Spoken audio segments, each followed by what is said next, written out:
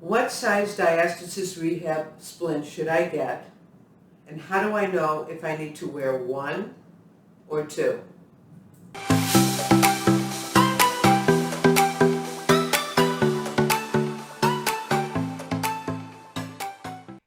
I'm Julie Tupler, creator of the Research and Evidence-Based Tupler Technique program to treat diastasis recti. In this video, I'm going to teach you how to both measure yourself for a diastasis rehab splint and determine if you need to wear one or two. To measure yourself, you need to take 3 measurements: your back size, your body circumference, and your waist height. Your back size determines the pad size of your splint. At the level, right under your breast, you measure from one side seam around your back to the other side seam. The pad needs to rest on your sides. If it rests on the front of your belly, you will not be able to reposition the muscles and connective tissue very effectively. If it sits on your back, it is too small and it will be difficult to attach the elastic arms of your splint. The second measurement is your body circumference.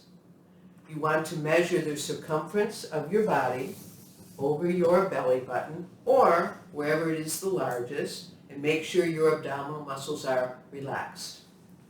The third measurement is your waist height, and this is to determine if you need to wear 1 or 2 splints. When wearing your splints, coverage should be from under your breast to your pubic bone.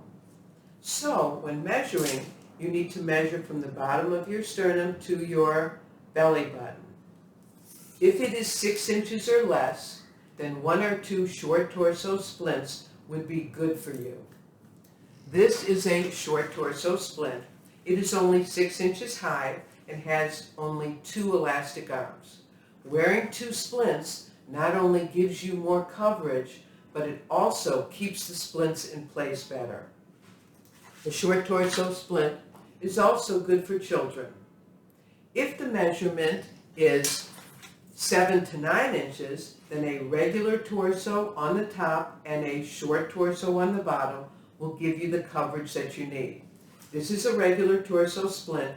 It is 8 inches high and has 3 elastic arms.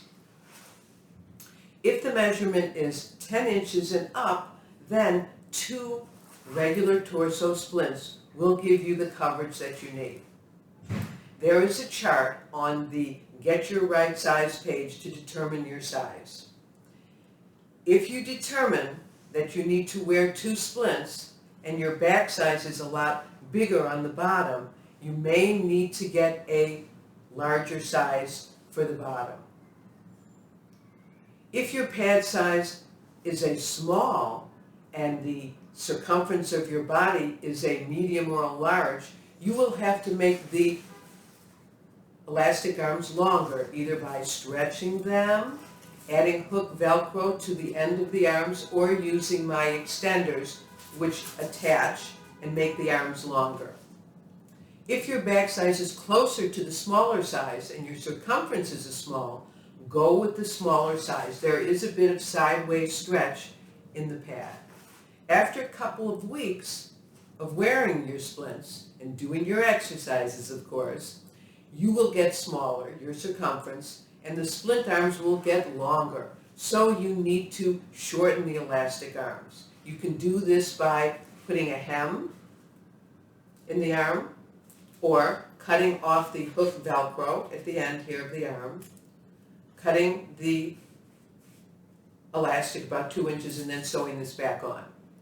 The elastic arms must attach on the side of your splints. If they are attaching in the back, they are too long and you will lose the effectiveness of the splint. You can also make the pad of the splint smaller. Just take off the elastic arm on the left side of the pad, one arm side, cut the pad around 2 inches, give it a stitching on the side, and then sew the arm back on. If you don't sew, like me, you can have your tailor do this for you. You can also make your regular torso splint into a short torso splint. The directions are at the bottom of the Get the Right Size splint page.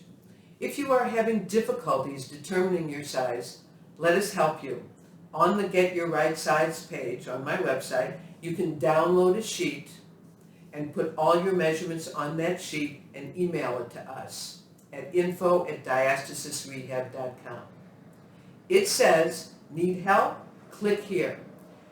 It is important to wear your splint over a fitted undergarment like I'm wearing. That way it will stay in place better and you will not have to wash it a lot. When you do wash it, make sure you hand wash it very gently in cold water and air dry it. Also, put your splint on in front of a mirror.